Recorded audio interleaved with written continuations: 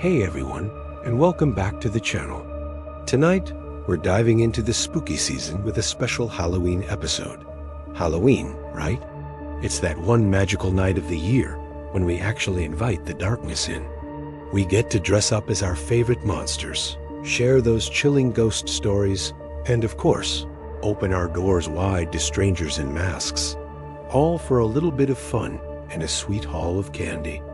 It's truly a night built on such a fragile, beautiful trust, the idea that behind every spooky mask is really just our neighbor, and that every scare is just a harmless prank.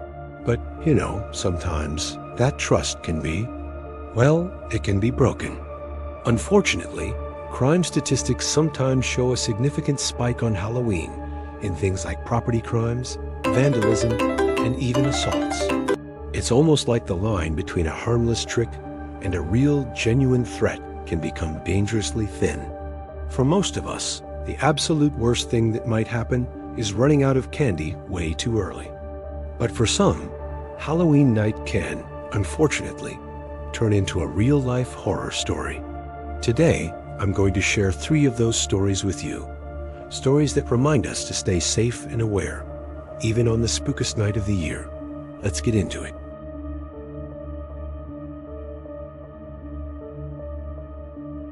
Our first story takes us way back to a time that honestly feels a little more innocent. It's Halloween night, 1957, in a quiet, peaceful Los Angeles neighborhood. Peter and Betty Fabiano were just winding down their evening.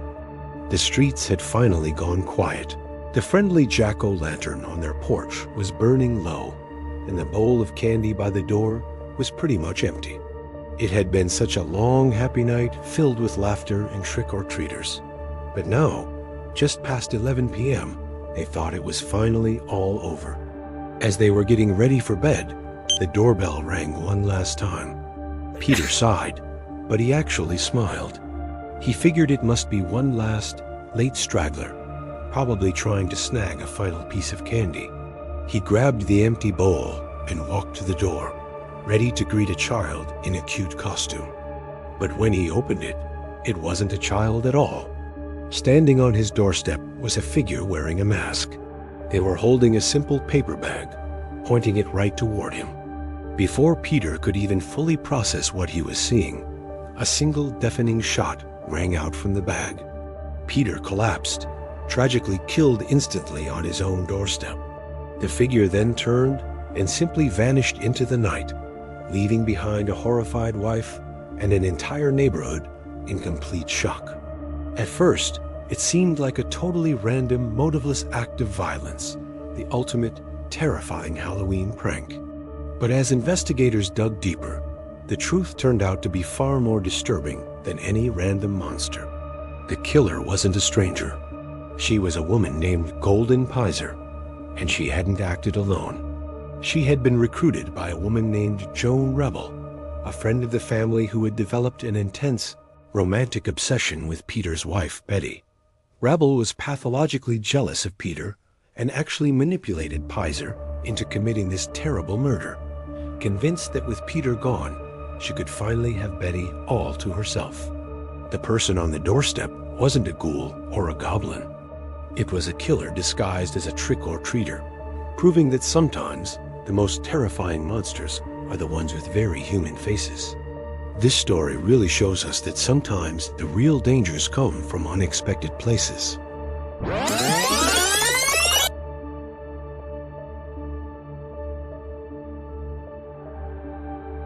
This story is a bit more recent, and it highlights that specific kind of vulnerability you only feel when you think you completely safe. A teenage girl, we'll call her Maya, was taking her younger cousin trick-or-treating. The little one got pretty scared by some intense neighbor's decorations. So Maya, being super thoughtful, offered to take him back to the car while the rest of the family finished up the block. They got into the family's dark SUV and made sure to lock the doors. To calm him down, Maya handed him her phone to play a game. They sat there in the back seat, the world outside completely dark, except for the glow of the screen. It was quiet, peaceful even. Then, She saw movement in the corner of her eye. A man was standing right next to the car. He started tapping on the window. It was a sharp, rhythmic sound. Maya looked closer, her blood running cold. He had something in his hand. At first, she couldn't quite make it out, but then she realized he was using the tip of a knife to tap on the glass. It wasn't a plastic prop. The sound it made was real and chilling. Her cousin, naturally, started to cry. Maya instinctively pulled him toward the middle of the back seat, away from the window. The man leaned down, pressing his face against the glass, still tapping with the knife. He was wearing a mask. A blank, white mask, something like Michael Myers. He then walked slowly around the entire car, trying each door handle one by one. First the driver's side, then the back, then the passenger side. Each one was met with a heavy, metallic clunk as he found it locked. He came back to their window, peering in for a few moments longer, the tip of his knife still resting against the glass. Then, as calmly as he appeared, he turned and simply walked away, disappearing between two dark houses. A few minutes later, their family returned. They told them everything, still shaken, but the man was long gone. There were no answers, just the terrifying, lingering question. What would have happened if just one of those doors had been unlocked? This story is a powerful reminder of how important it is to always double-check those locks, especially when you feel most vulnerable. Stay vigilant, friends.